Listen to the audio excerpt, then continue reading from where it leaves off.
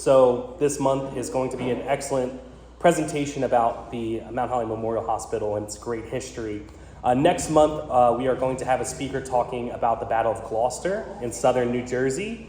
So if you can make it out for that, that would be great. Oh no. What's the date on that one? September 16th. Thank you. It's on Facebook, so if you haven't seen it yet, it is up there. A couple very small bits before we get rolling. I know it's normally our membership meeting stuff, but I think it's important to mention it early. We had a trustee meeting the other week, and we established a scholarship for the high school students. We're going to be giving a $250 scholarship. We're going to be having some events to fundraise. We received an excellent $2,000 donation to kickstart us, but building up that money so that we're able to invest it and use the interest to pay for the scholarship is our ultimate goal. $250 to start. That's not to say it will only be $250 in the future, but for the first year, $250 to a graduating high school student for Pemberton Township. Yeah. And there's another $10,000 coming in from the foundation. Yes, Robert Wood Johnson has agreed to 5x the initial donation. So we're going to have a donation bucket at our events for specifically the scholarship as opposed to our general operating fund. And we should have more events in the future that will be scholarship fundraising focused. All of our events are always free, of course, but it's nice to have this stuff possible. One last thing, because I know folks don't often stay for our meeting afterwards. We received a really cool donation yesterday. As you leave, come look at this picture. It's a picture of the Pemberton Inn at the corner of Elizabeth and Hanover Street in town from between the 70s and 1900. You can actually see the sign for A. Early, who's the one who donated the lion statue in town. A really great donation from our friend Eric. Without further ado, can we please give a round of applause for our speaker, Judy Gaunt, who is a board member at a number of organizations. And we will give it straight away. Thank you. Hi, everybody.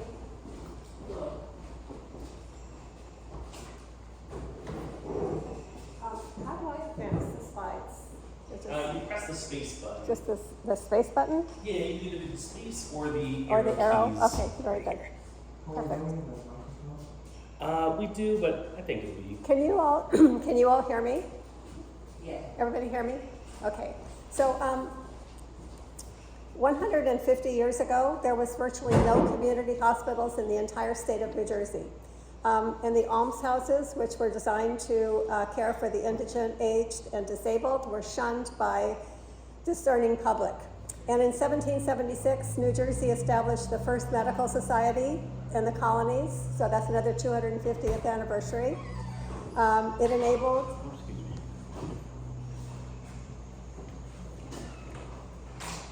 So the 1776 establishment of the Medical Society enabled a system of examination for licensing physicians to eliminate those who were unqualified, and there were many who were unqualified. The society met regularly in New Brunswick, Princeton, and Burlington, and as late as 1860, not a single hospital in the state of New Jersey. So I would like to offer a reason for why it might be the case that there were no hospitals in New Jersey. Both Philadelphia and New York City had major hospitals, but Florence Nightingale came on the scene in the Crimea War, and when she came on, there was virtually no professional nursing capability. So in 1850 London, nurses were all drunkards, with the exception of 2 nurses in the entire city that doctors trusted with their patients to have these nurses give them their medication. In 1870, Bellevue Hospital in New York City had the majority of its nursing done by drunken prostitutes who were given the option of going to prison or going into hospital service. These women were often found asleep underneath the beds of their patients. They had drunk their liquor and their patients were now dead. And they're sitting there underneath their cots, passed out. So no one wanted that element anywhere near their town. And that is, I think, one of the major reasons that they just stuck to Philadelphia, New York, and the almshouses. That said, There were a few places, in southern New Jersey where patients in dire circumstances could go for treatment.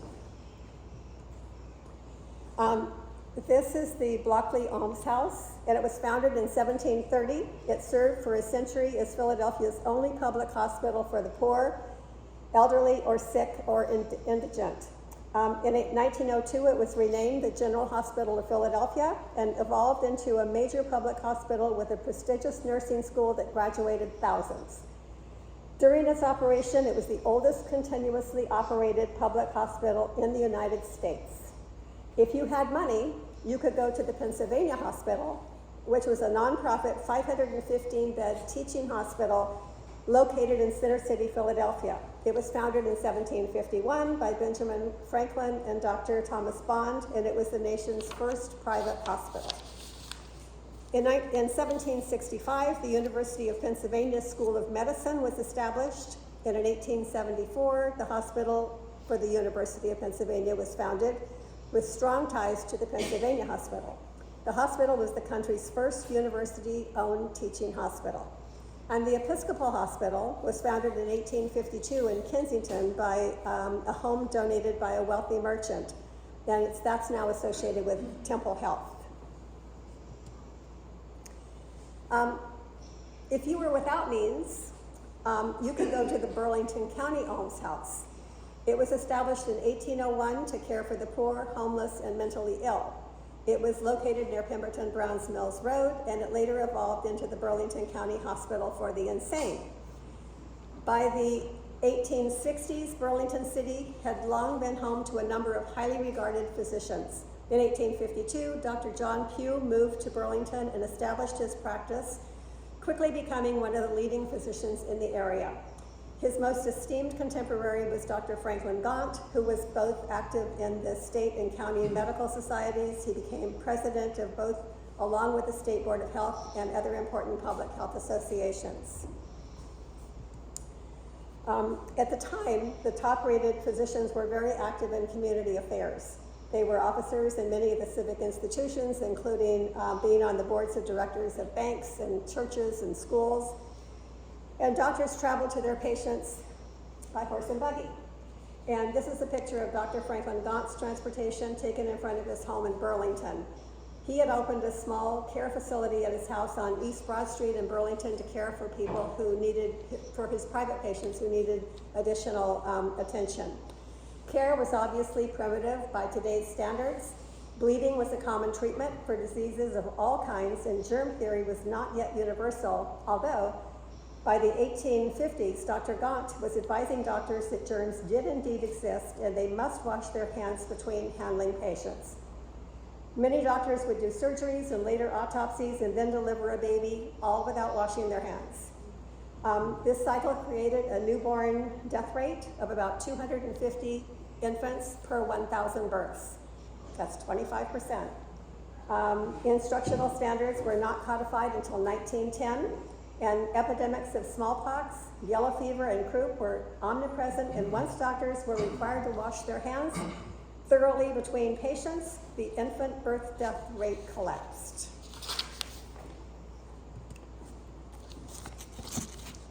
I have to stay with this script, because if I don't, you'll be here until noon. Or, well, you'll be here until noon tomorrow, because, anyway, so, So this is Dr. Francis Ashurst, and he graduated from the University of Pennsylvania Medical School in 1867.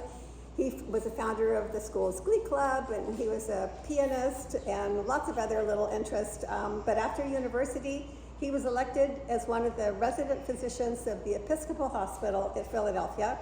And around 1871, Dr. Ashurst was a demonstrator of anatomy in the Philadelphia School of Anatomy and a physician to the Philadelphia Lincoln Institution, which was an orphanage established in 1866 by a wealthy philanthropist.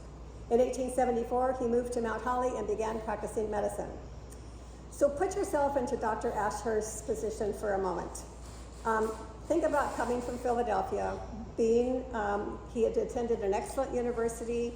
He worked for 3 different hospitals, and now he moves to this small town that's the county seat, and there is no hospital. There's no medical anything. And so there was no hospital in the entire southern portion of New Jersey. So what's he supposed to do, right? You know, he undoubtedly recognized the need and started acting on it. He appealed to the Burlington County Medical Society for their support. If they didn't give it, it was a lost cause. It was all over. So the society was not fully on board with the idea of establishing a hospital. After all, there were hospitals in Philadelphia and in New York and an almshouse in Browns Mills. Some members voiced opposition to Dr. Ashurst's plan, but the president of the society at the time was Dr. Franklin Gauntt. He spoke in favor, describing its suggested location in Mount Holly and easy accessibility as invaluable assets because many homeless people could be treated at the hospital without, for just a modest sum. And as you can imagine, Dr. Gauntt was a Quaker, and with that, the society passed a resolution supporting the hospital. On March 9th of 1877, the state approved the Burlington County Hospital at Mount Holly's charter and bylaws, and this was the same year that Dr. Richard Cooper started, he was a Quaker physician also. He built a 30-bed hospital in Camden. And unfortunately, Dr. Cooper did not have, he had the funds to build the hospital, which he did, but he did not have the funds to open the hospital and run it. So it would take 10 years for him to be able to open that hospital. The stated purpose of the charter of Mount Holly Hospital was for the care, cure, nurture, or maintenance of sick and injured persons and providing for them proper medical and surgical aid. Since 1860, 11 hospitals had been built in the state of New Jersey, all of which were in the northern portion of the state, and Dr. Ashurst Hospital would be the very first one to open in southern New Jersey. So the support of the community was critical. There were influential people in Mount Holly who objected to the hospital. Now, at the time, there was a lot of very wealthy people who lived in Mount Holly because it's already the county seat. And Dr. Ashurst's mother, Mary Hazelhurst Ashurst, was the key to the town's acceptance. She used her connections to make it happen. She knew everyone who could contribute, and her family worshiped at St. Andrew's Episcopal Church in Mount Holly, and they were invested in banking and railroads and dry goods and other profitable businesses. And so when she was behind something, all of her wealthy friends were going to contribute, right? That's just the way it was. So this is the Ashurst estate. That's where she lived. And Mary Hazelhurst Ashurst organized and ran the first women's auxiliary. And she was a beautiful woman with the highest pedigree. And without her, the hospital may never have been built in Mount Holly. So, tucked into a residential neighborhood close to Dr. Ashurst's home was an 8-room house available for rent at $11 a month. Articles of incorporation were secured in April of 1880, and the Burlington County Hospital at Mount Holly opened on May 11th, 1880 at 130 Mount Holly Avenue with 7 beds, admitting patients without regard to anything other than their needs. That building still stands. It was the only hospital in South Jersey. It was soon followed by West Jersey Hospital in 1885 and Cooper in 1887. 6 physicians volunteered their time on a rotating schedule to treat those who came to the hospital. They constituted the first medical board with Dr. Ashurst being the superintendent.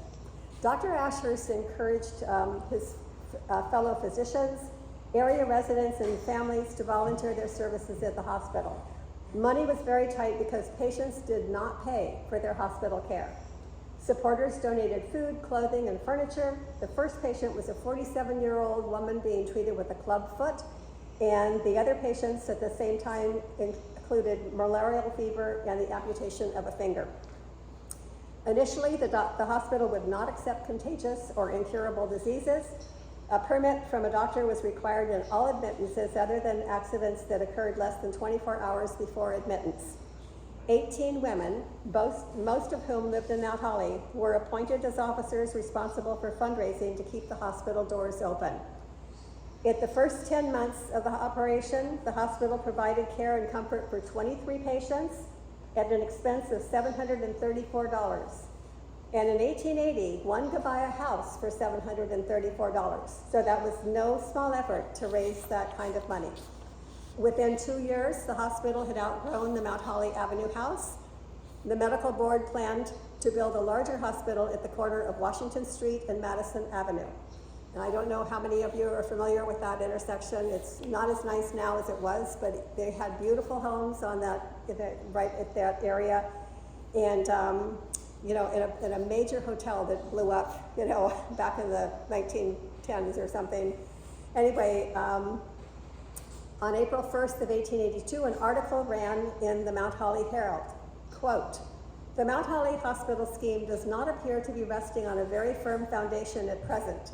Some time since there was talk about the contract being put out for the erection of a building, but since then nothing has been heard of it, and whether it has died a natural death or is gathering all its energies for a final struggle is not definitely known.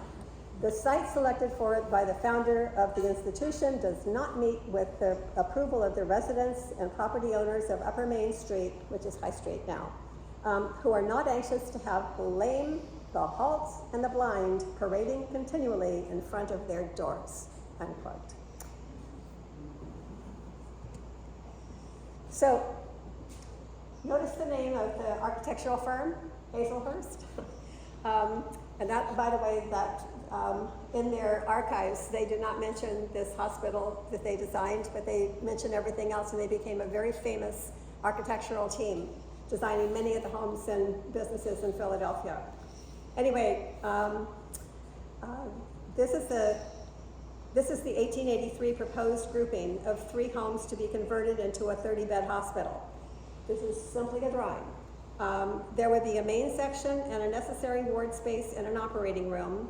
And to appease the public, Mrs. Bispham, and the Bispham people owned a lot of land in Mount Holly, but Mrs. Bispham donated a lot outside of town on Madison Avenue, which now serves as the virtual hospital parking lot. It's immediately across the street from the main entrance to the hospital.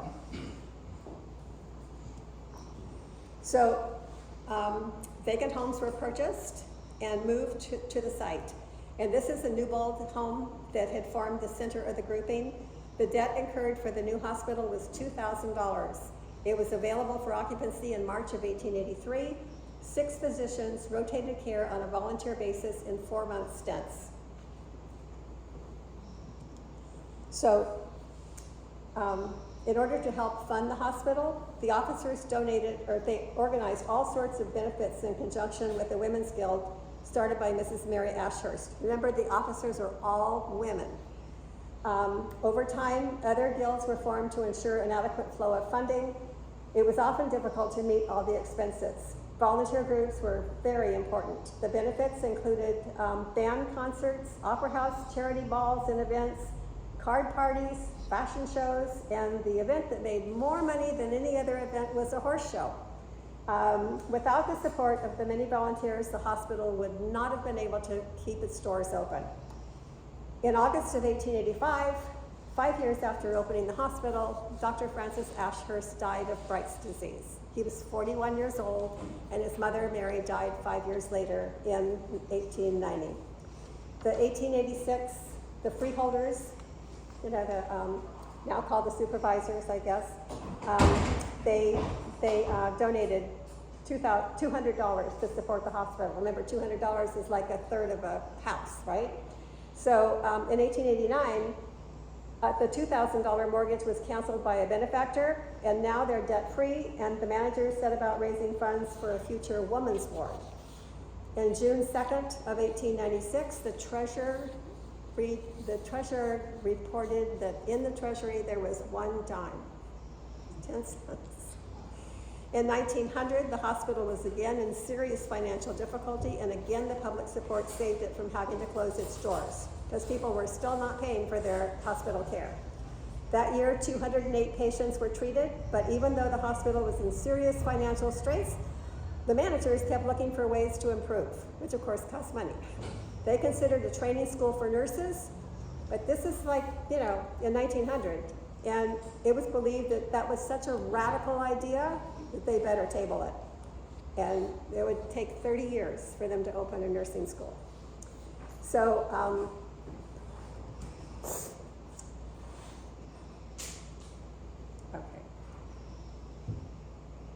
So the hospital grew steadily, and they were able to open a women's wing with 8 beds in 1902, and the new perfectly equipped, which cost $2,000, operating room in 1906, along with an elevator to move patients to the upstairs wards in the original grouping of buildings. In 1904, the Mount Holly Herald stated that the hospital donations amounted to $893, and in 1905, surgeons donated their services by taking turns 2 months at a time. The demand for hospital services grew rapidly and additional patient rooms were needed. In 1911, a property to the south of the hospital was purchased for use as a nurse's residence, and it was no longer possible to accommodate the nurses in the hospital building. In 1911, the county donated $2,000 and asked the managers to provide a hospital tent during Mount Holly Fair Week.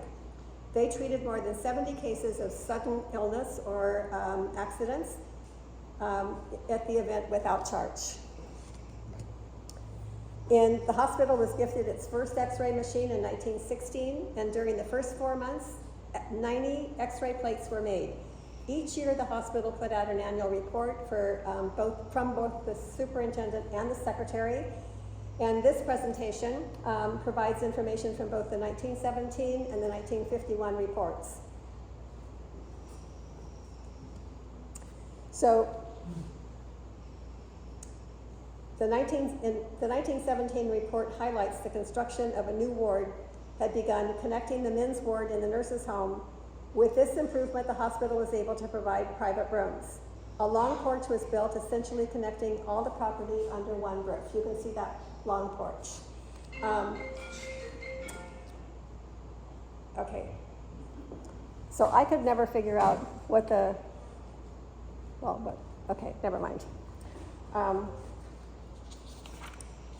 So in 1917, the accident room opened next to the morgue. That's,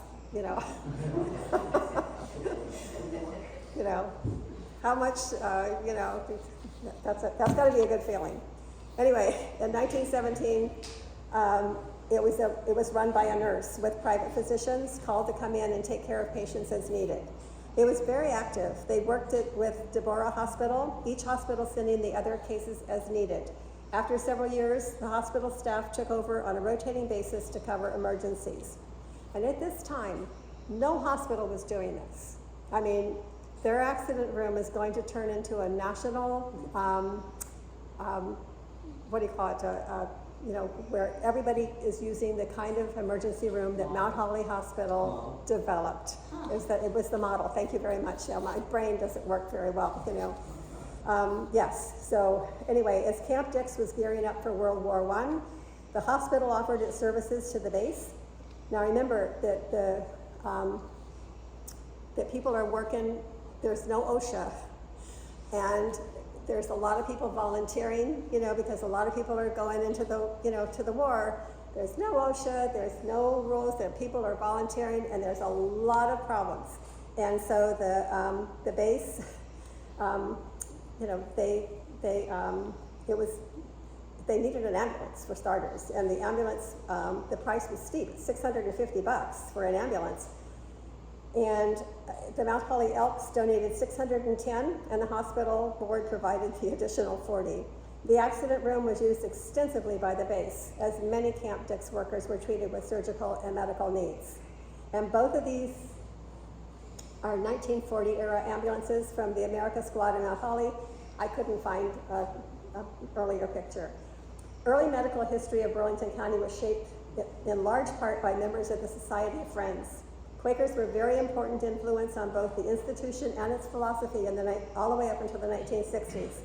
In general, Quakers have a special philosophy of what doctors should be and the services that should be provided to the community. It was a subtle influence, sometimes not so subtle, but the Quaker doctors gave a gentle but persuasive viewpoint on how medicine is done well and ethically, and it was important because it influenced how the staff developed. Because at this time, and up until, sometimes even today, a lot of doctors felt that they were, sitting on God's right hand, and they wanted you to know it. The county's greatest medical dynasty traces its origins to John Henchman Stokes, of Morristown, who was a Quaker who was instrumental in the containment of smallpox with vaccinations throughout the United States. The Stokes family were pioneers in medicine, working for 186 years collectively in Morristown, Philadelphia, and at the Burlington County Hospital.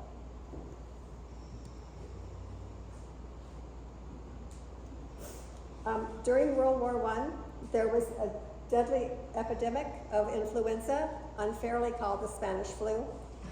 Medical students from the University of Pennsylvania, Jefferson, and Hahnemann spread out to treat people in their homes. During this period, there were very few effective drugs to treat conditions. There were no antibiotics, and the sulfa drugs were just beginning to be evaluated. The Penn and Jefferson students, those people had money. They used coal tar products to knock the influenza fever down. Hahnemann students, they didn't have any money. They treated patients with homeopathic medications, and their death rate was considerably lower than Penn and Jefferson.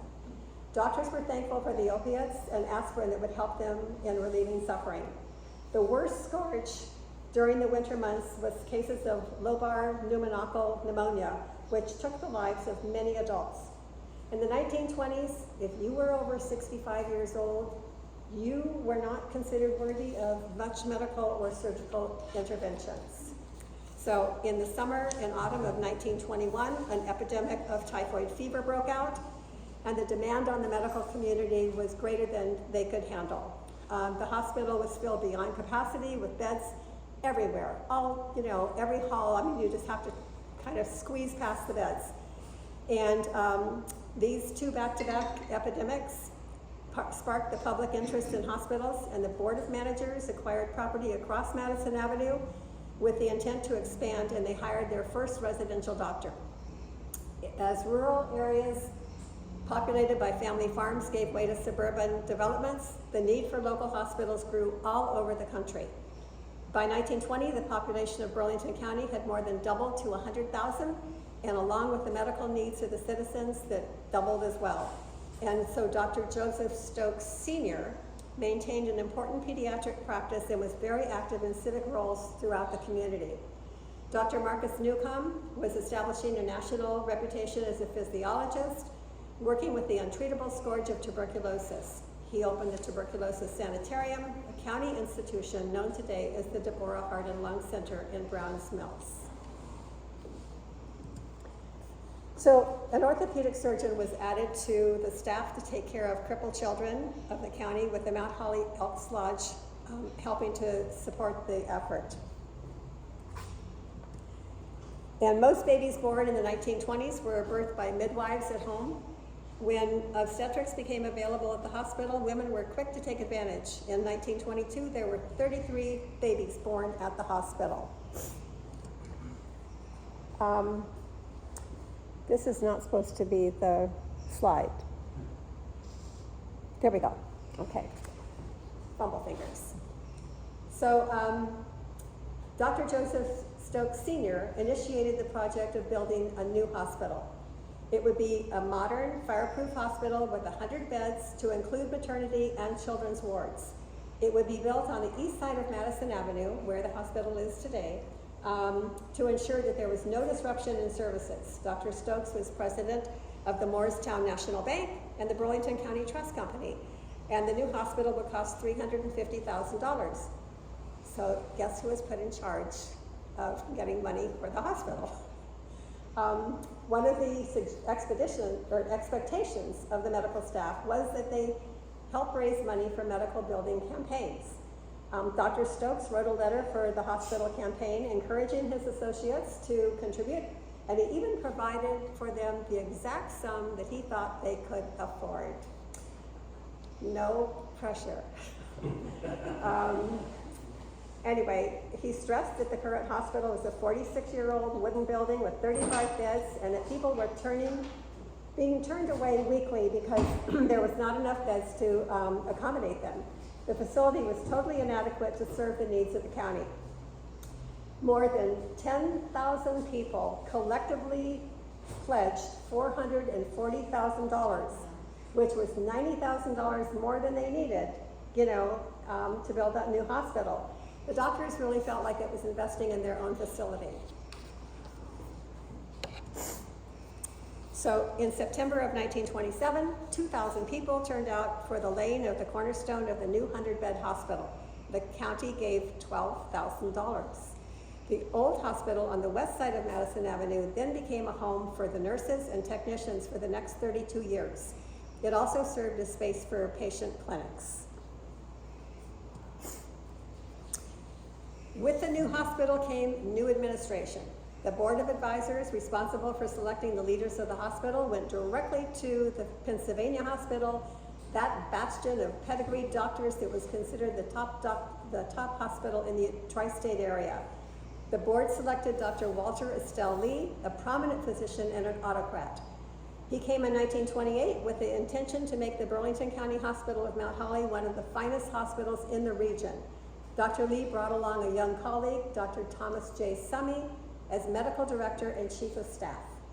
No individual played a more critical role in the growth and development of the Burlington County Hospital at Mount Holly than Thomas J. Summey. In 1930, he took over completely, and for the next 30 years, he shaped and molded the hospital, and when he retired in 1960, he left behind the modern hospital that the Board of Advisors had dreamed of in 1926. In addition to being chief of Burlington County Hospital, Dr. Summey was on the staff of Pennsylvania Hospital, so he used Pennsylvania men as his consultants, and for quite a while, the hospital at Mount Holly was called the Little Pennsylvania. Elite Philadelphia specialists were recruited to serve obstetrics and orthopedics, ophthalmology, nose and throat, genito, urinary, gynecology, pediatrics, and medicine, x-ray, and laboratory. Most of these physicians were primarily affiliated with the Philadelphia hospitals, and they visited Burlington County Hospital on a weekly basis to deal with specific problems, and it was directly related to their specific specialty. So the hospital was served mostly by consultants who were there to see specific problems, do specific work, and they did not spend a lot of time on the premises. In 1928, the first full year of services for the new hospital, patient receipts totaled $103,000 with $95,000 in expenses. There were 1,569 patients admitted and 51 births. There were 40 physicians on the active staff and 11 on the visiting staff, along with 26 registered nurses. Clinics were held regularly and were well attended, and the county freeholders opened their purses and gave $15,000. Doctors were expected to take turns on ward services for which they were not paid.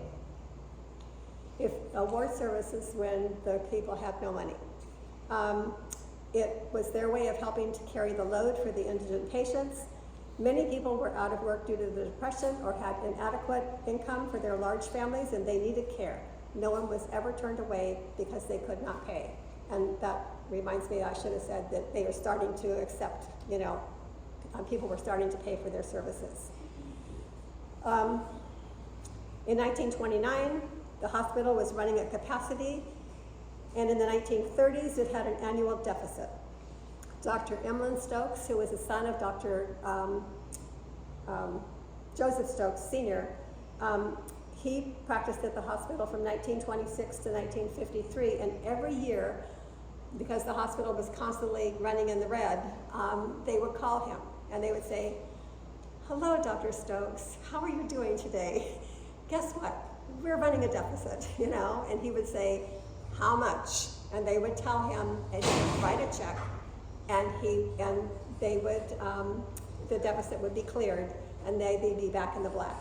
And he did that all the way until the time that he retired. That's not bad. So Dr. Summey was a formidable power in the community, and the hospital had profited from it, but suffered as well. Because he would not allow, remember I told you about doctors thinking that they were like gods. Well, in fact, as all of us in here are probably old enough to know, to have received this kind of treatment, in the past. I know I have. But he would not allow general practitioners to do surgery. He would not take people on staff if he felt they were not well trained and could not provide excellent care. He did not cater to doctors, and consequently, he was not well liked by many of his potential referring physicians. Doctors who felt the wrath of Dr. Summy directed their patients to go elsewhere. Each time this happened, the hospital lost money. Dr. Summy had a very difficult time enabling anybody to make decisions, which created a lot of hardship and caused some resignations. So Dr. Joseph Stokes Sr. initiated the resident program for doctors in 1930, the same year that Dr. Thomas Summy took over as chief. The hospital had gained approval from the American College of Surgeons, which enabled it to become a teaching institution, keeping the standard of care at a very high level. At the time, the Burlington County Hospital was the smallest hospital in the entire United States to have a surgical residential program. Doctors were recruited for graduate training, mostly from the Pennsylvania Hospital, the one founded by Benjamin Franklin and Dr. Thomas Bond, and it was made up of the elite and the medical profession. You practically had to have mainline ancestors to be considered for internships. It was founded by Quakers and run in the Quaker tradition. The Pennsylvania Hospital connection changed the course of history for the Burlington County Hospital, which was well on its way to becoming an important regional medical center. So Burlington County Hospital was located in a very rural area, and doctors looking for a pleasant environment in which to work and raise their families liked what they saw. The diagonal street on the lower portion, all you have to do is go maybe another 100 feet or 1,000 at the most off to your left in the left corner, and that's where the Burlington County Hospital was located. So it's very rural areas, and anyway, they to help attract new physicians and surgeons to Burlington County Hospital, Dr. Summy used his Pennsylvania hospital ties to solicit top-ranked and highly qualified young doctors, many of whom would stay and practice there in the community, and of course live here and raise their children.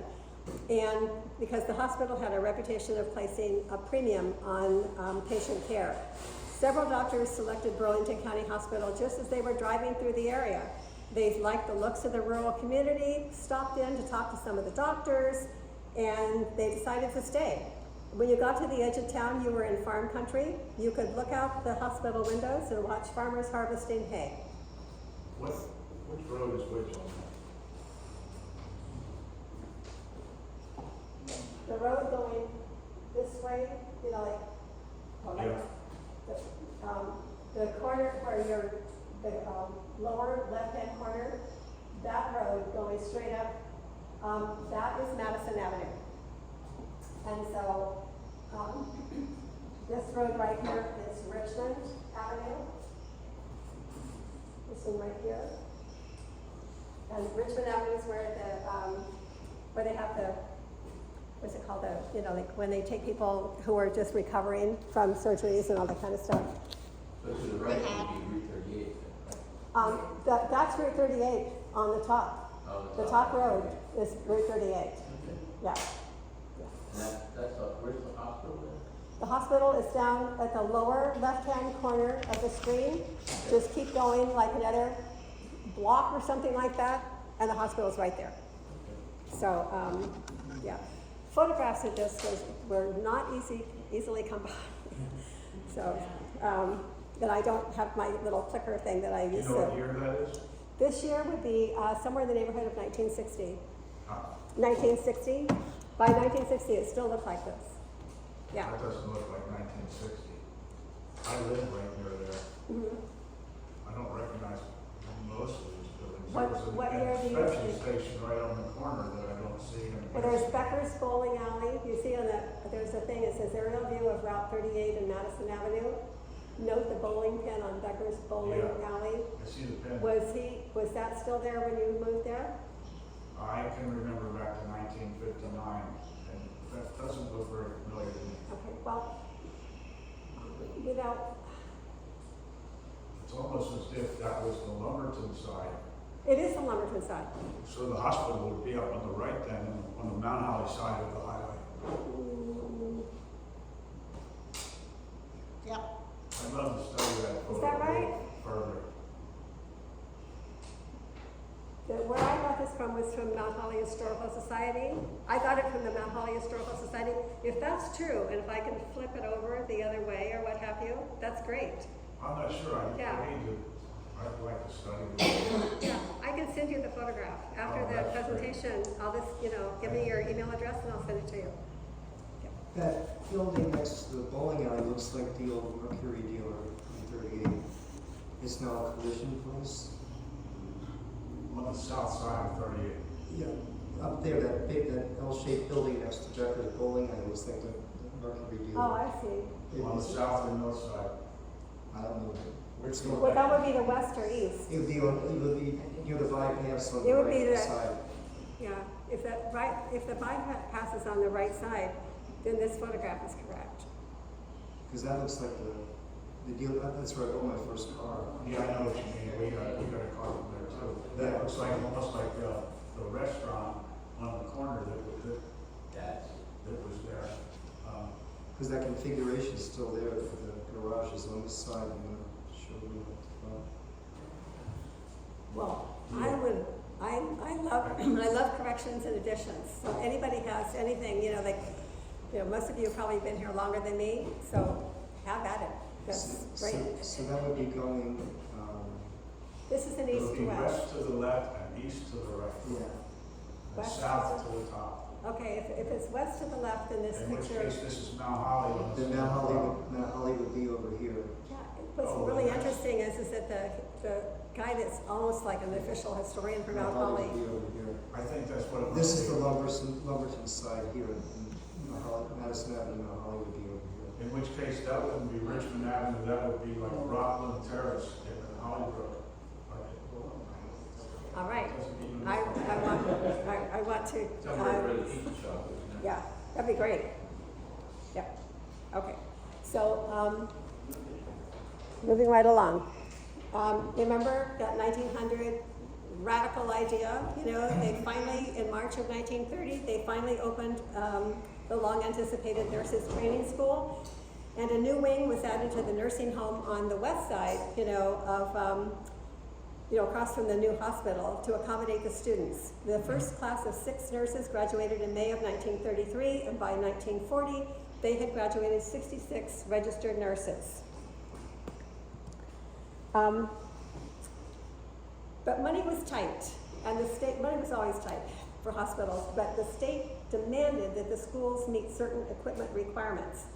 Between the Depression and the Second World War, the financial condition of many hospitals could not meet the state's new rules, which forced many nursing schools to close, including Burlington counties. So the hospital now had 100 beds, and with 2 or 3 residents working directly under the chiefs. And this is Dr. Thomas Sumi in the black, sitting down with a black suit on. The interns worked with the leading physicians and with the specialists that came out of Philadelphia. In 1941, the hospital acquired a deep X-ray therapy machine which enabled it to open a tumor clinic. Just 14 years after opening the new building, there was a desperate lack of space. There were 3,262 patients admitted in 1941, and World War I was responsible for a critical shortage of help. Many of the nurses, doctors, and other employees left the hospital to join the services, and about 1/3 of the doctors on staff were in some branch of the armed forces. The Red Cross Nurses Association were welcome help, and during the leanest years of economic depression and war, when they suffered for a lack of help and supplies, the hospital was still able to continue to provide adequate services in all departments. In 1942, the hospital was once again free of debt thanks to donations and had money to provide blood bank equipment. Going on rounds with Dr. Sumi, the other doctors would always be ready to answer, medical questions about the surgical patients. They better answer it before they'd be shown the door. Dr. Sumi expected the best for the doctors, but he was also willing to help whenever it was needed. He monitored the performance of the staff very closely, and if he did not like what he saw, you were out the door, like right now. Residents did a lot of trauma from automobile accidents, a little bit of everything, including setting fractures, hip surgery, gynecology, and orthopedics. There was no cardiac surgery at all. If you wanted to see cardiac, you had to go to Hahnemann. Dr. Sumi kept a close eye on the residents and the nurses too. He knew everything that was going on, including what girls were being seen by what doctors in the closets. He knew what patients were complaining, and he knew if food from the kitchen was not up to his standards. Patient clinics were set up across the street in the old hospital for both paying and non-paying patients, with separate hours for each group so that the paying patients, did not mix with the indigent patients. In 1932, there were 371 births. In 1933, there was 413, making it absolutely necessary to add beds to the maternity floor. And the hospital bed count was now 141. So rural New Jersey was hit hard by the Great Depression. Local farmers struggled to find markets for their agricultural products. Money was scarce, but people were still getting sick, they were still having accidents, and they were still having babies. To alleviate the cost of care during this time, the hospital accepted help from the Emergency Relief Administration, and there was no money to buy new equipment, but there were now 6 working branches of women's auxiliaries. With their money-making projects, they were able to provide the hospital with oxygen tents, instruments, and other needed equipment.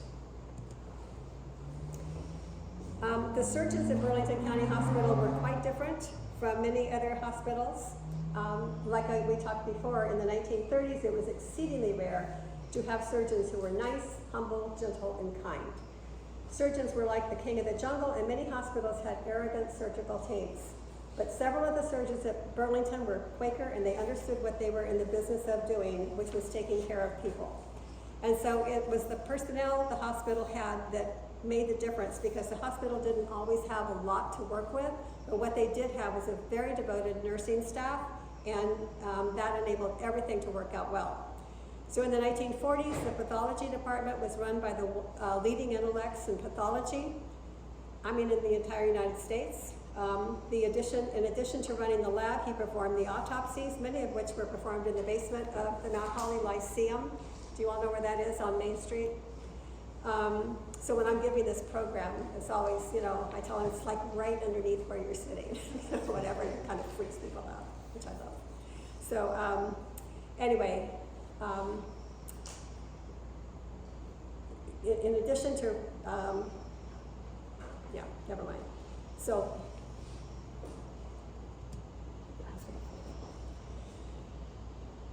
in 1946, Mount Holly was still a farm center, and a lot of the farm folks would come to town on Saturday night.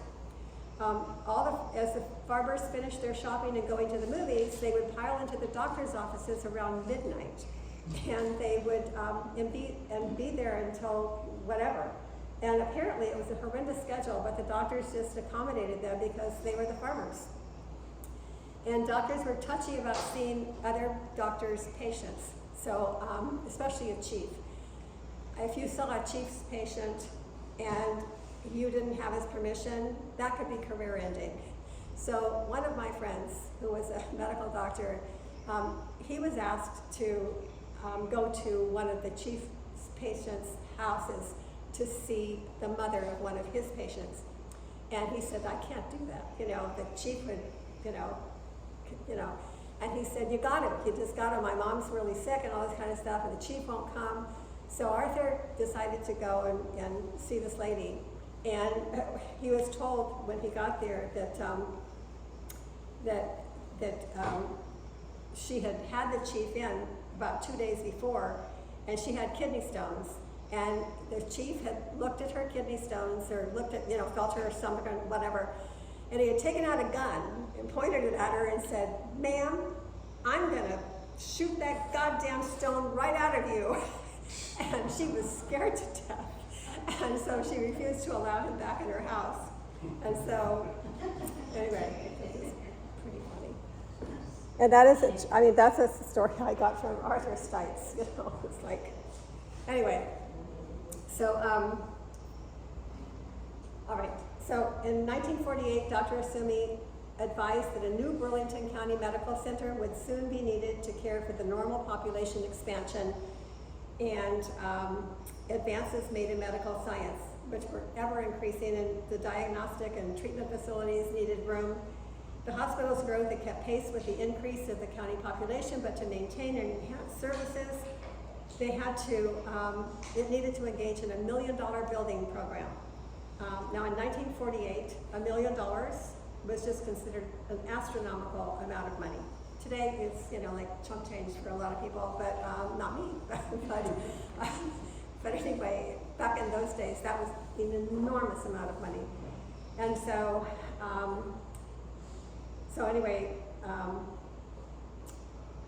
it would double the hospital facilities and provide accommodations for 100 patients plus modern outpatients and diagnostic facilities.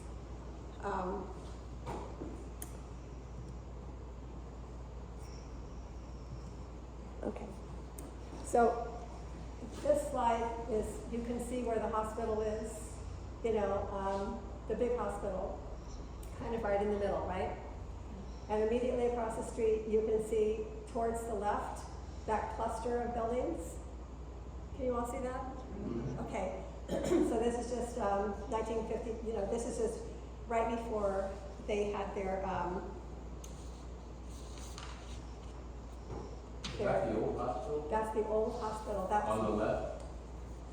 The old hospital is on the left, towards like 40% or 60% of the way down from the top. Okay, right. And it's just, there's a cluster of buildings that you see, like That's this. a parking lot now, right? It's a parking lot now. Yeah. So the board began buying, because they knew that the hospital expansion was going to be needed. The board began buying adjacent and nearby properties for 4 lots adjoining the hospital property to the north of Madison Avenue and 2 on Spout Spring Avenue on the east side. The houses on the lot served as employee housing until the time that the lots were needed to build additional facilities. So remember that the primary concern in 1944 had been the shortage of nurses and resident doctors. But the money that would have paid those people's salaries had been set aside. So it amounted to $600,000. So they were able to put that towards the $1 million new south wing, and in order to be able to, I don't know what's the matter with this. Hold on.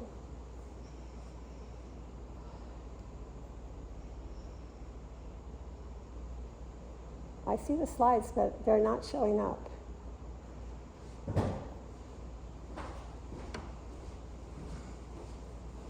So this slide right here is this right here, or this right here, I guess. So there should be this picture right there showing up. Let's see.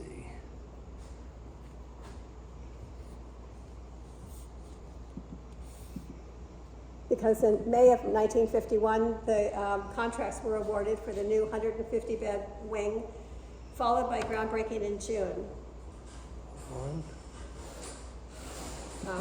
Anyway, the new wing opened in December of 1952, and in the meantime, the hospital... It didn't show up, sorry.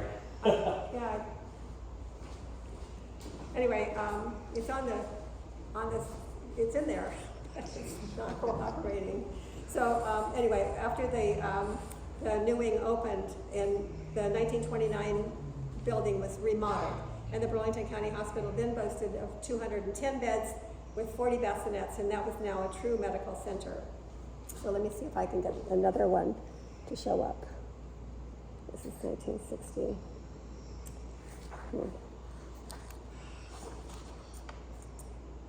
All right, that's it, yeah. Okay, it's gonna have to wait for a little while. So so by 1950, there was a well-balanced staff of specialists, and many of the younger men on the staff had received their postgraduate training at the hospital, which is now had the approval of the American Medical Association for additional resident training in surgery, medicine, pathology, obstetrics, and radiology. There were many clinics which were well attended, and the accident room was very busy due to new highways being built and speed limits not being enforced. The hospital was now considered one of the outstanding teaching institutions of its size in the entire United States. The ward rates were the lowest in the region, and income from paying patients was larger than expected due to the high rate of occupancy and broader coverage by the insurance companies such as Blue Cross. Modern medicine came to the hospital in the 1950s, luring many of the young doctors to come to the area. The hospital became much more specialty-oriented, and during this time, Burlington County Hospital had the highest proportion of specialists and subspecialists of any community hospital in the United States. The hospital was set up along the lines of city institutions, where there was well-organized departments with a chief at the top, and then various echelons underneath with committees set up to run the various functions of the hospital. And this was something that was not being done in most community hospitals. It was only being done in the highly established institutions. Dr. Sumi stated that the hospital had been considered for many years as one of the outstanding teaching institutions of its size in the United States. So here's a really interesting story. In 1953, a 55-year-old truck driver came to the accident room with chest pains. The nurses asked the resident to do an electrocardiogram, and right in the middle of the patient went into ventricular fibrillation. The heart suddenly started to deteriorate and quiver, and although the doctor understood exactly what was happening, there was no real precedent as to what to do in a situation like this other than pray. This is 1953. Two surgeons happened to be not too far away. They were called to the accident room and decided that there was nothing to lose, and they opened his chest with no sterile techniques and massaged the heart manually and injected some epinephrine directly into the heart. One of the surgeon's electrical friends had recently wired up a machine that would act as defibrillating equipment and in case of an emergency, and that was brought down from the operating room. Meanwhile, the doctors kept massaging this guy's heart to keep it pumping manually, and they proceeded to shock the heart when the machine got there out of its fibrillating state. It picked up some normal beats, again, after the defibrillator was used, and once the heart began to get rhythmic contractions, they stopped massaging. The patient was subsequently taken from the accident room up to the operating room to close his chest. The doctors thought, you know what, we should report this. And so they started researching, and they couldn't find any record of any person successfully being resuscitated after what would appear to have been a fatal heart attack. So they submitted to several journals in succession. First, the cardiology journals, of course. And there was either no interest, or the journals felt that it was not of sufficient interest to warrant publication. The Journal of the American Medical Association thought it was too technical. Finally, surgery did accept it, even though it was only tangentially a surgical matter. When the Philadelphia College of Surgeons saw the report, they invited the three doctors to speak, and then the papers picked it up and published the article. About the same time, the Cleveland Clinic reported an almost identical case, which JAMA then published in 1953, adding a footnote giving credit to the three doctors at Burlington County Hospital for the first case of successful resuscitation following a coronary occlusion occurring outside an operating room. It was a landmark instance of surviving a non-surgical or out-of-hospital coronary event. And you can look it up today on Google or anything else, and you'll find it.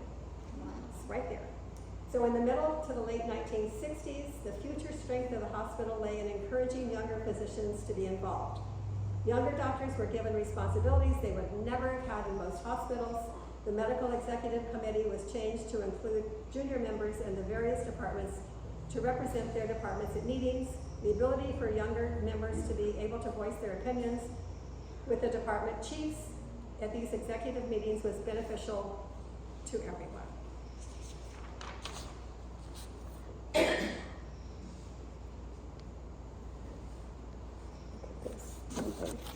Anyway, so the hospital kept growing and advertised for additional staff in national magazines like the New England Journal of Medicine. More doctors selected Burlington County area for their practice, even through that journal. And the thought was, as the medical staff developed, it's better to have a bunch of different opinions on things and different ways of doing things. And so they felt that diversity made the hospital better. So in 1960, addition to the South Wing gave the hospital a total of 241 beds. and provided expansion of clinical services along with modern nursery facilities for newborns. The same year, they built the doctor's office on the west side of Madison Avenue and a parking lot, both of which required the removal of the old hospital complex. And so the new Bold House was moved to another location, and the fate of the other buildings is unknown. However, given the time period, they were likely to have been moved and used again. The new doctor's office building was named for Thomas J. Summey, who was retiring after 30 years. It opened in December of 1960, and the first floor of this building was used as doctor's offices, providing better services for the patients and saving travel time for everyone. This is also a new concept, where you bring the patients, instead of doctors going all over the place, to see their patients, or the patients having to come from all over the place, and then the doctors, having to meet them. They pulled them all together into one location, which was, it sounds so logical that, it's like, why wouldn't you always have done that? But people were not doing that. It was just another transition. So let me see if I can do another. Oh, yay. Okay, so in 1965, the accident room became a fee-for-service with on-call physicians. In 1972, almost 40,000 people came to the hospital accident room.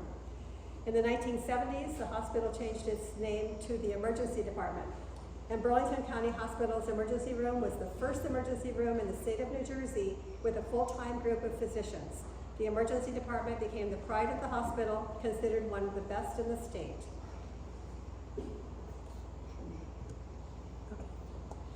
From April, we all remember these, right?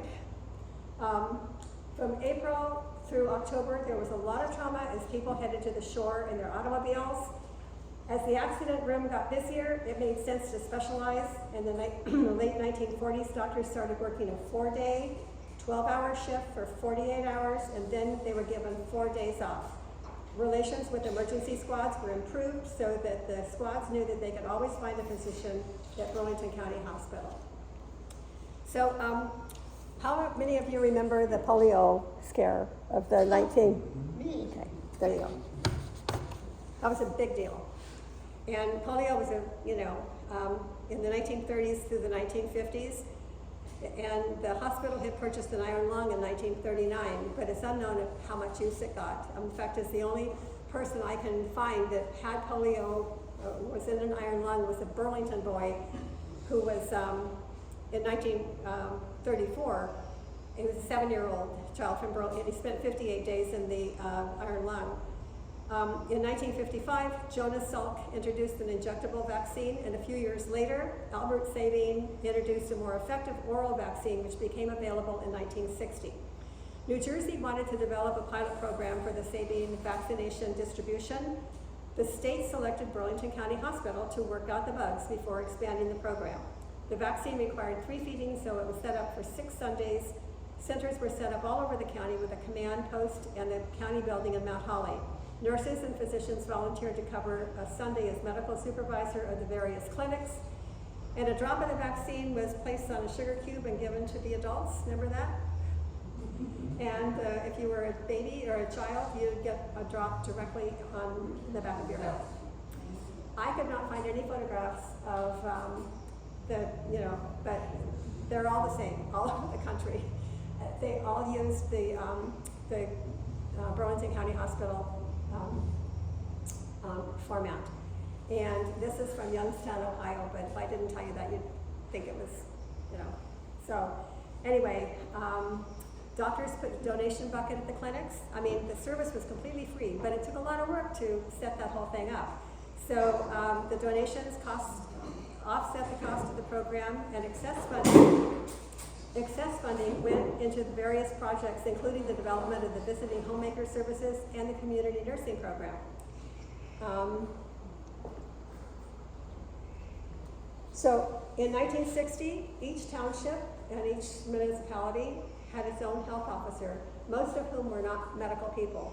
For example, Burlington Township's health officer was a plumber.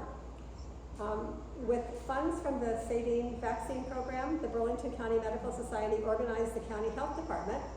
Remember that? 1960, that's when the county health department was organized. And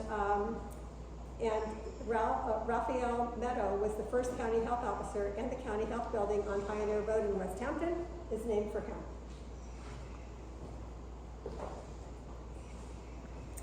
So during the 1960s, medicine was becoming much more complicated.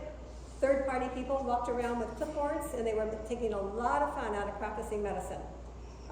The enactment of Medicare in 1965 provided doctors with an income for reimbursing their time for services that they had previously donated. And government programs helped community hospitals afford to purchase state-of-the-art technology and equip them to compete with patients with their urban counterparts. The hospital clinic for uninsured and indigent patients began seeing fewer patients after Medicare and Medicaid came to be, so that patients were able to get private care. But with the security provided by the government reimbursement, guess what happened? Doctors and hospitals alike were inundated with a tidal wave, a tidal wave of paperwork. And in 1963, Burlington County Hospital in Mount Holly changed its name to Memorial Hospital of Burlington County in Mount Holly. The name change emphasized that Memorial was a private, not-for-profit institution, and it was not a government facility. That same year, Rancocas Valley opened in Willingboro, becoming the second hospital in Burlington County.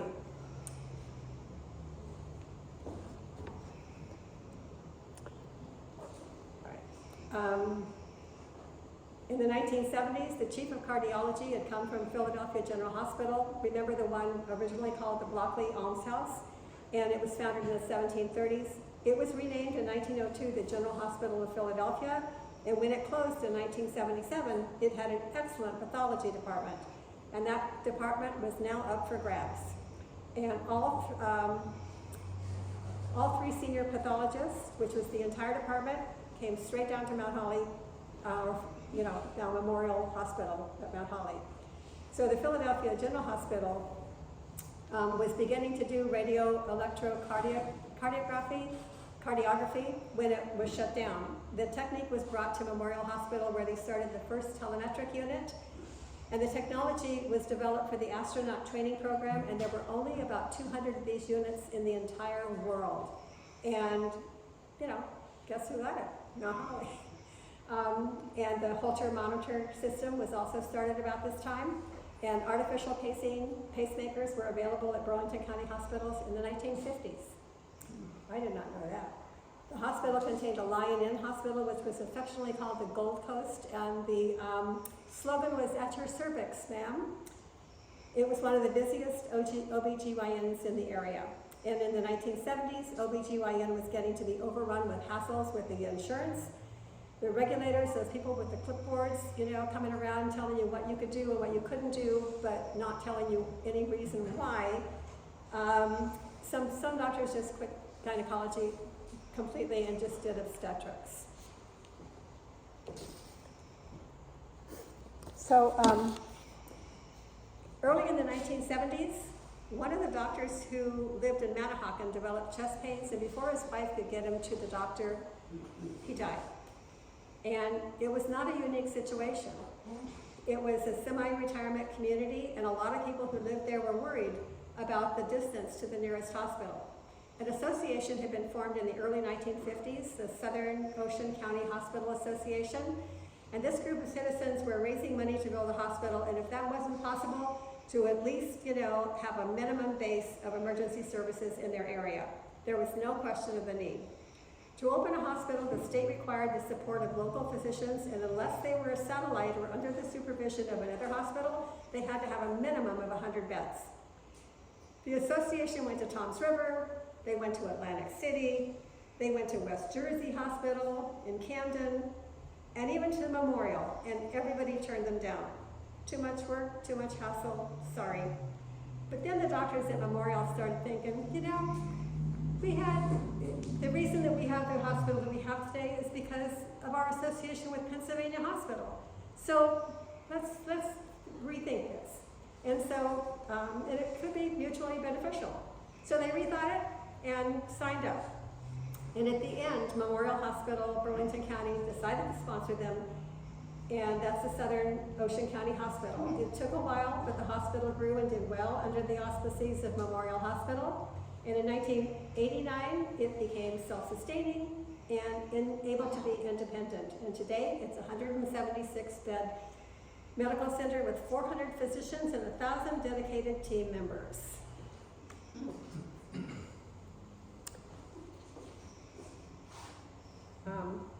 When the tumor clinic opened in 1941, Dr. Sumi encouraged his staff to keep records of cancer patients in a tumor registry, just like the larger hospitals did. This is from 1941 now.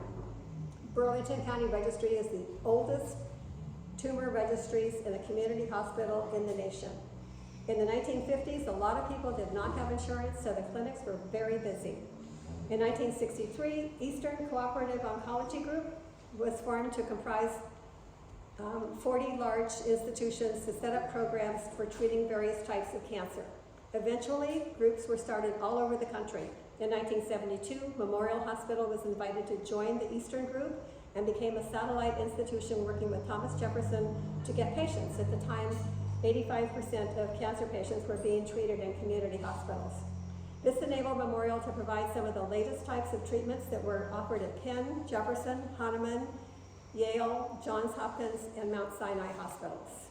In 1977, Memorial opened the county's only cancer treatment center, a close-at-home facility made possible through more than $500,000 of community donations.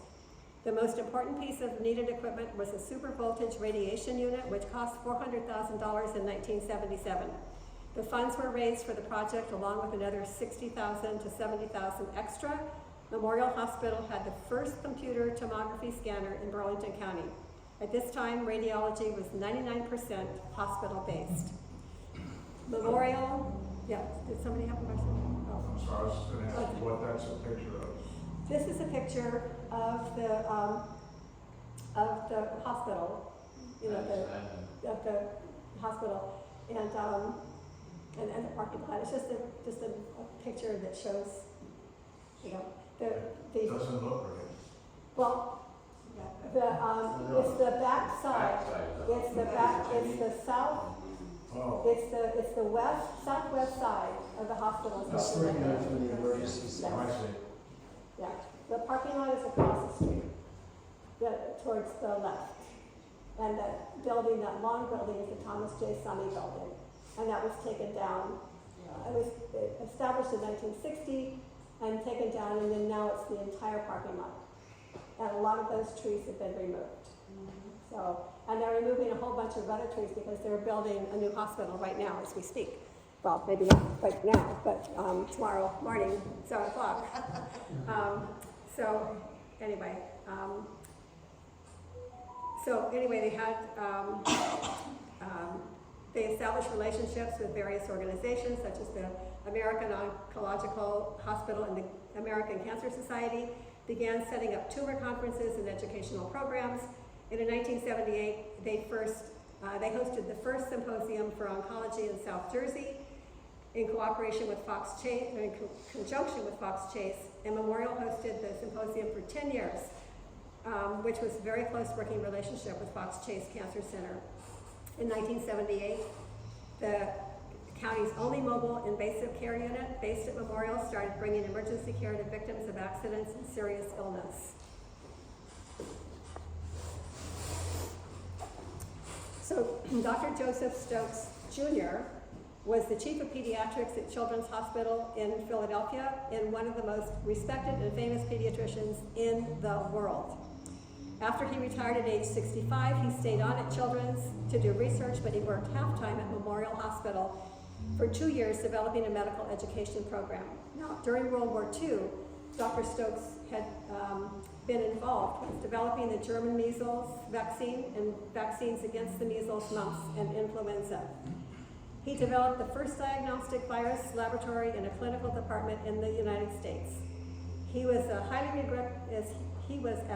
regarded as anyone in the medical profession. He received the United States Medal of Freedom along with many other prestigious awards. Dr. Stokes' father, if you remember, had initiated the 1926 hospital build and had established the initial education program for residents.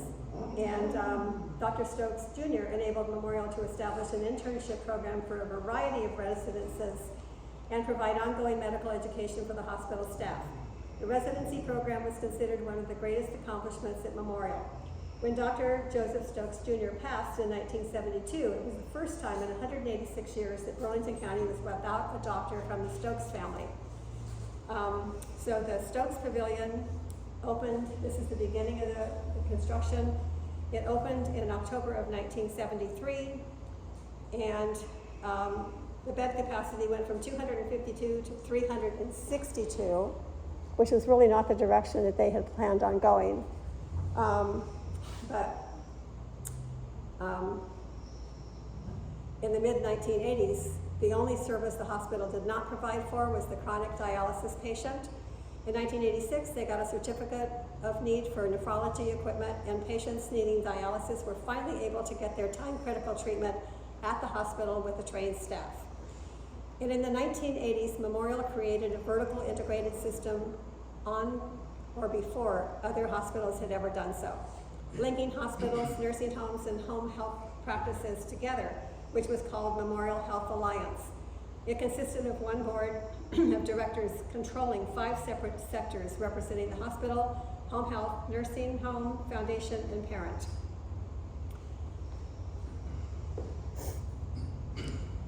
So, in 1982, the North Wing opened at a cost of $30 million.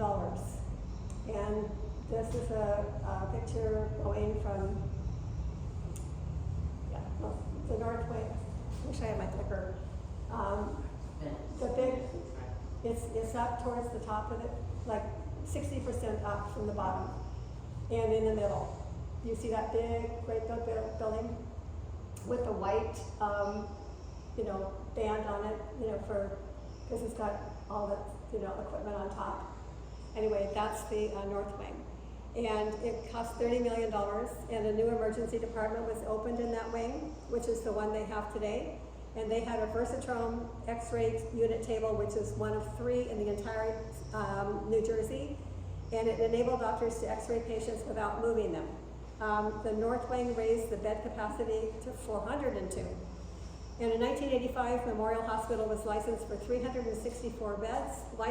They were operating at 320 and expecting to drop to 200 beds by the year 2000. The hospital administration felt that the future emphasis would be on outpatient care with a focus on getting patients out of the hospital as quickly as possible, moving them to nursing homes or to a home setting based on capitation demands from the insurance companies. By the early 1990s, the emergency room serviced 42,000 patients a year. There was a lot of trauma with major automobile accidents before the police began enforcing speed limits. An emergency would see about 3 serious accidents a day with 3 or 4 people badly hurt at a time who required a lot of care. There were mostly fractures, facial fractures, and several severe lacerations. And when the police finally started to enforce the speed limit, it dropped down to 1 a day. So,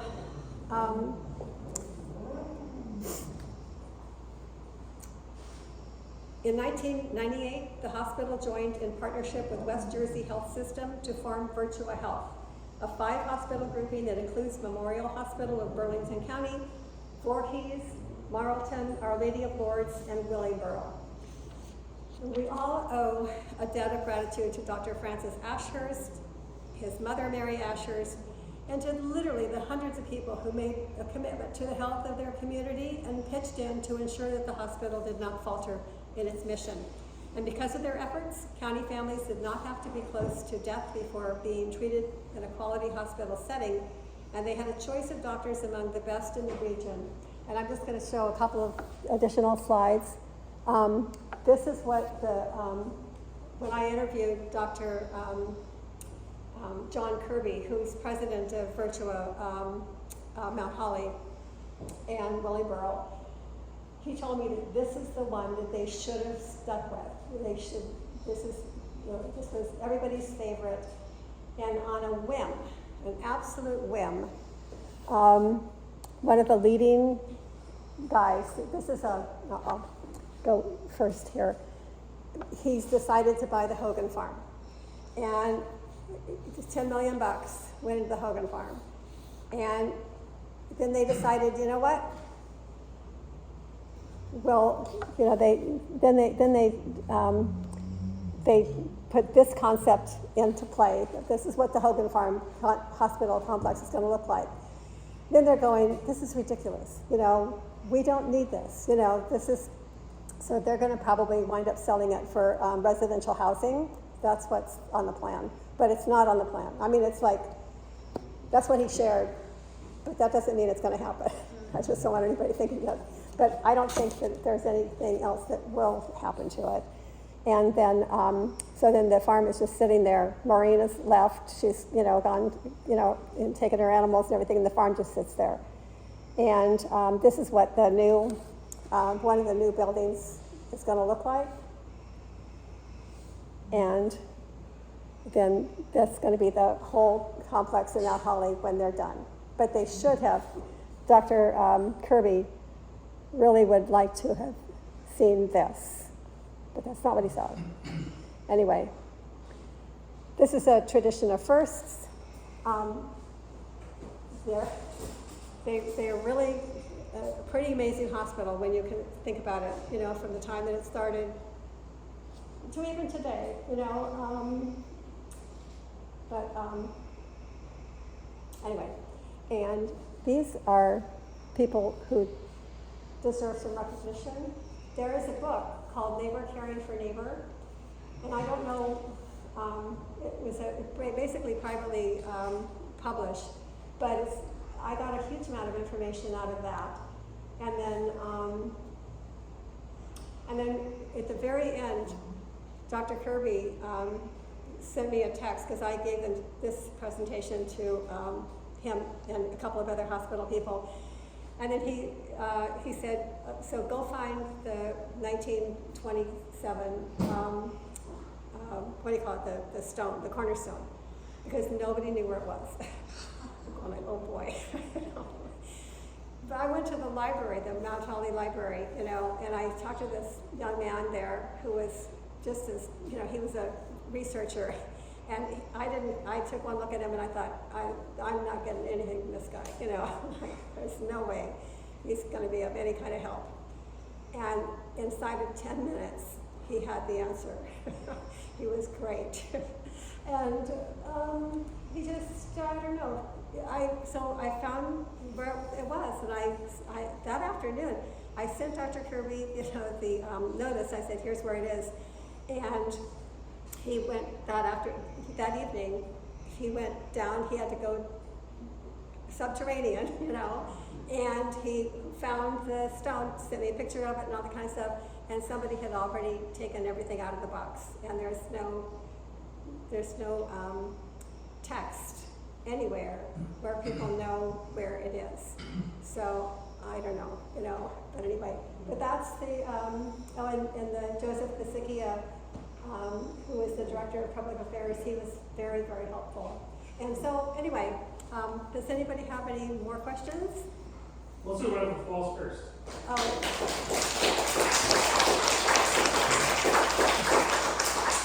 Thank you.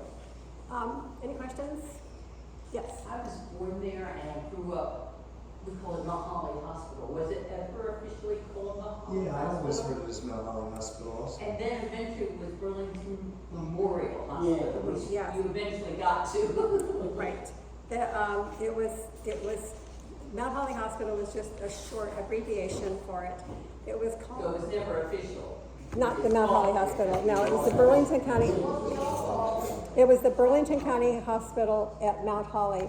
And I remember somebody who was a historian, supposed historian, and I will not mention that person's name. And he told me, he said, there is no way that it was ever called Burlington County Hospital. It's been the Mount Holly Hospital. And I said, okay, well, thank you very much, you know, whatever, you know. And then a little bit later, he called me again, you know, and he said, maybe months later or something, he called me again, he says, I just want to make sure that you got the name of the hospital right, you know. I said, well, thank you very much. And so then I sent him the papers, you know, for how they established the hospital, and then I never heard another word from him. My oldest sister was born there in 42. Yeah. There's 6 of us that were born. Oh, wow, yeah, that's interesting, yeah.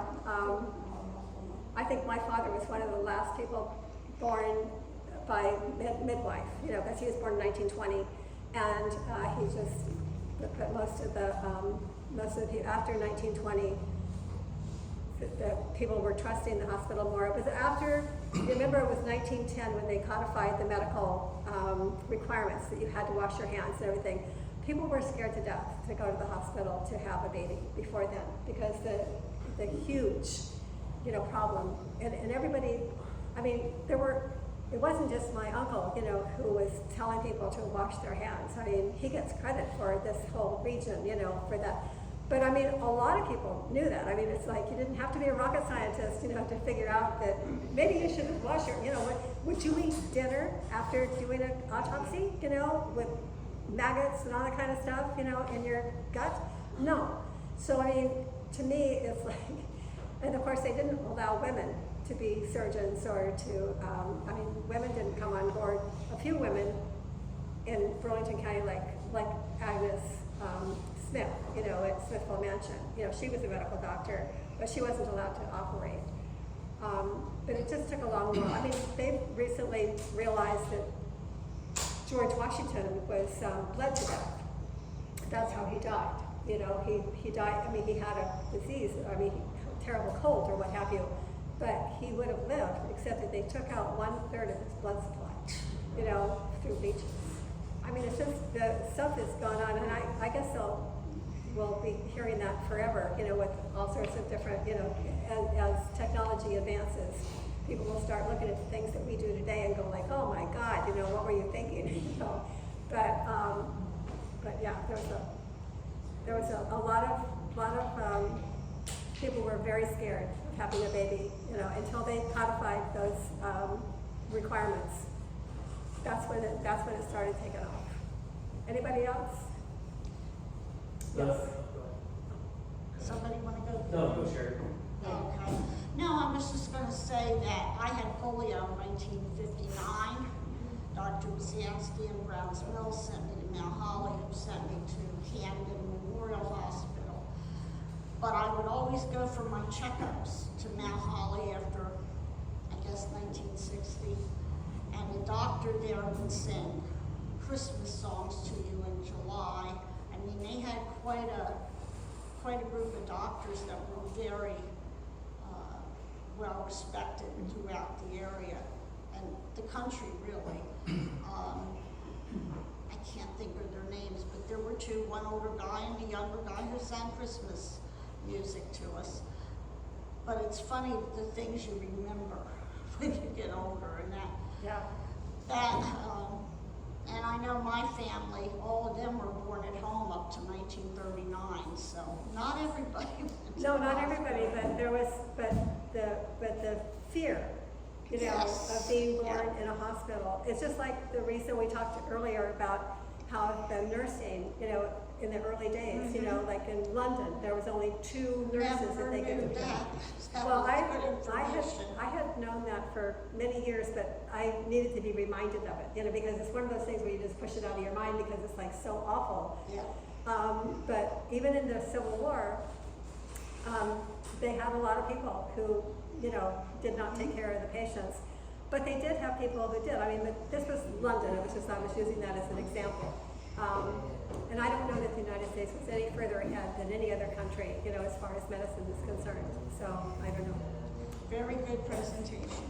There's just down on 97 Madison Avenue, there's an old Victorian house, and that Dr. Still's son Yeah. practiced there. Yeah, I think. Was that like a black hospital back in that day? Was it segregated? No, I've never heard anything about a segregated hospital. I mean, I'm sure that there probably was.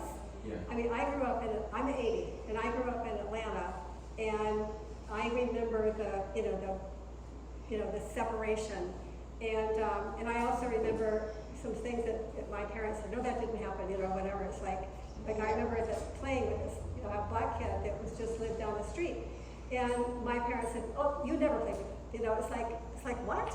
You know, it's like, You know, what are you talking about? You know, it's just, I mean, people were weird, you know, back in those, I guess some of them still are, you know, but as far as I know, I mean, but Dr. Still, the first black doctor of the times, he treated people with, you know, herbs and, you know, mostly herbal type, you know, remedies.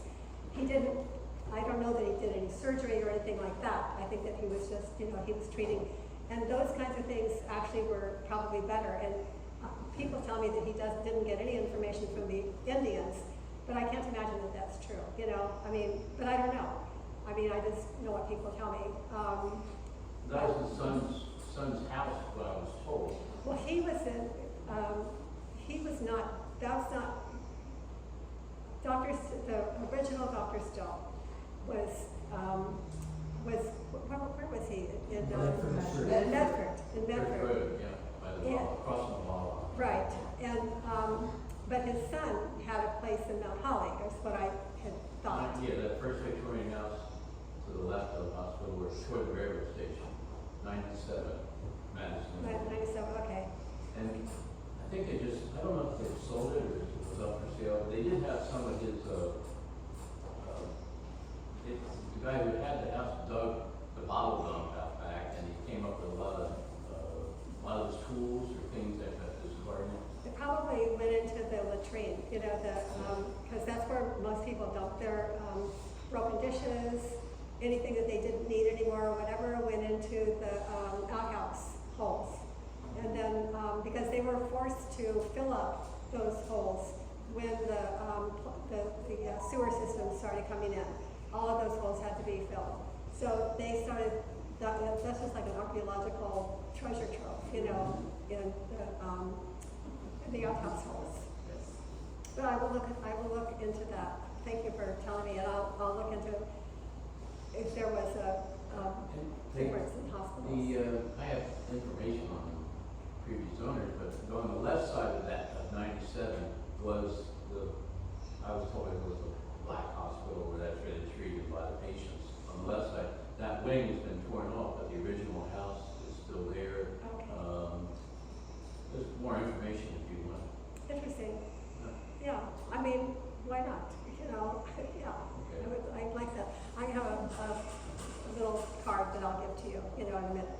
It has my stuff on it. Judy, I really appreciate, you know, Pemberton is such a great history with all that you talked about, the almshouse and the county, the hospital for the insane and stuff. A fun one, and people probably are tired of me mentioning him, James Pemberton, the namesake of Pemberton, was, I believe, at one point the superintendent of the Pennsylvania hospital with Benjamin Franklin.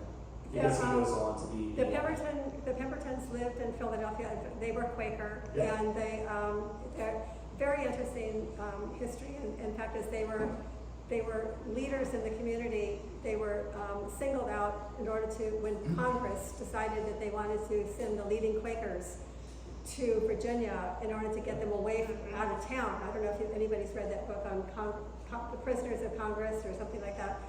And the Pembertons were among those people that were, I mean, the Pembertons, there's a huge, huge history, you know, with Pemberton. I mean, it's much bigger than most people realize. So really interesting, very, very influential family. So, anybody else? Thank you very much. I appreciate it. We're going to have a really quick meeting after this in about, what time is it now? We don't have a timer. 25 minutes or one. Yeah, 20 minutes. So let's take 10 minutes and then we'll start our meeting. Okay.